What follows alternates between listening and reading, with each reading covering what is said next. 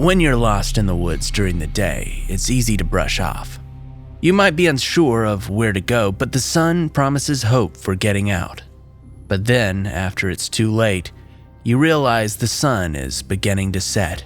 You realize that time is running out before everything is draped in darkness. Before you are at the mercy of the unknown, and the unknown is ruthless.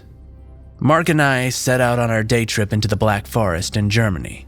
We're visiting from the US, backpacking across Europe.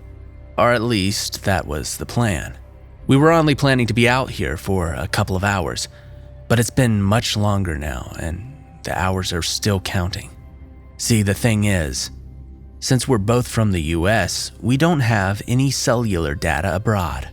We didn't think this would be a problem, since the trails are usually clearly marked out and easy to navigate. But after about an hour, we found ourselves deep inside the Black Forest, unsure of which way we came. The towering, slender trees shot up all around us, shielding us from the outside world. Now, if I were alone, I would have probably started to worry, but Mark's generally a pretty smart guy. We decided to take a break and try to catch our bearings, but to no avail. The signs all read in German, and the lack of arrows or maps left us stranded. After about 2 more hours, we admitted it. We were lost. I kept checking my phone for who knows what, but even if I were from around here, I still wouldn't have gotten a signal this deep into the woods. Mark started to get annoyed by my constant checking. He said, "Would you stop that? You're just making yourself more anxious." So I tucked my phone back into my pocket and resolved not to check it again. If anything, just to keep Mark calm. It must have been around about 20:30 when Mark had his first panic attack. His hands were shaking and he started sweating profusely. I sat him down on a rock and took his backpack off his shoulders. "Listen, Mark, just sit here and keep breathing. I'm gonna go look for some fresh water. I'll be right back." He just kept staring at the same spot, and he gave me a subtle nod. As I walked away in search of a stream, I could hear Mark's sharp breaths intermixed with anxious moaning. It took about 10 minutes, but I finally found some water.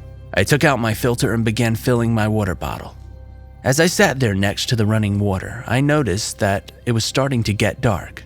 I hurried to get back to where Mark was, but all I found was his backpack lying on top of the rock where he was sitting.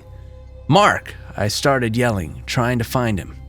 I don't know why he'd go somewhere without his backpack. "Mark, where are you?" I yelled. Somehow, I already knew my screams were in vain. I whipped back and forth, scanning the dark trunks towering high above. Mark was nowhere in sight. After searching for an hour, I was growing hopeless. I sat down. The feeling of dread began to set in. I felt so much more comfortable when Mark was here. Now I was by myself, all alone. I shoved my face into my hands and began to cry. I don't even know what I was crying about, but it seemed like the most natural reaction. It was then about 2200 hours when I began to feel the first panic attack. The cold and darkness became overwhelming. The smallest branch snapping or owl hooting sent shivers down my spine and carved deep into my heart.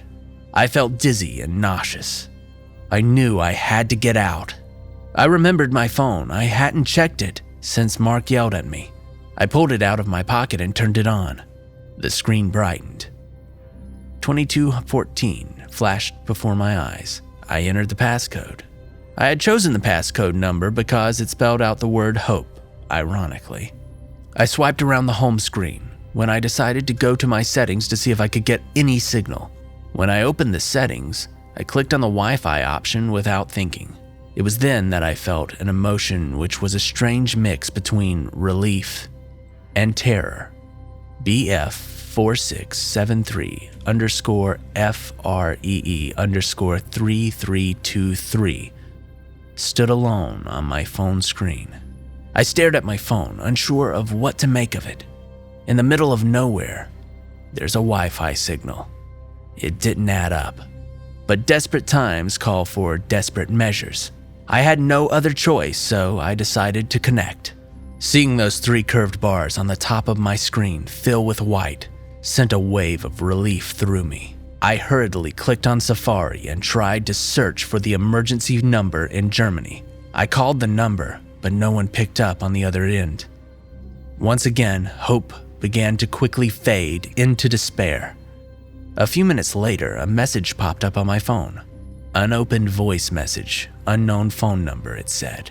Again, I was torn between fear and the raw instinct of survival. I clicked on open and listened to the message. Hello, this is Bergwacht Rescue Service. We've been made aware of your situation and are sending some rangers out to help you out. We've been able to locate your phone. Please follow these directions to get to the pickup site.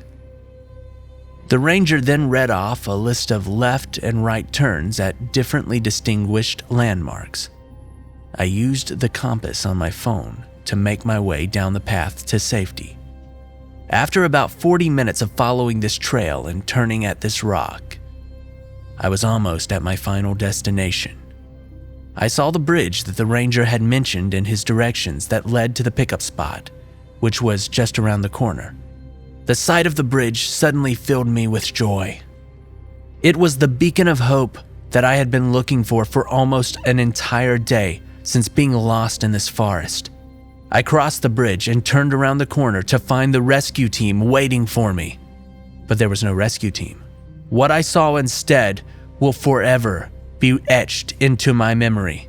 Mark's body dangled lifeless, with a sharp tree branch piercing straight through the center of his chest. My blood went cold, and I couldn't seem to get any air. My heart pounded inside of me, and the image of Mark's dead body flooded my mind. But before I could enter full panic mode, I felt my phone vibrate in my pocket.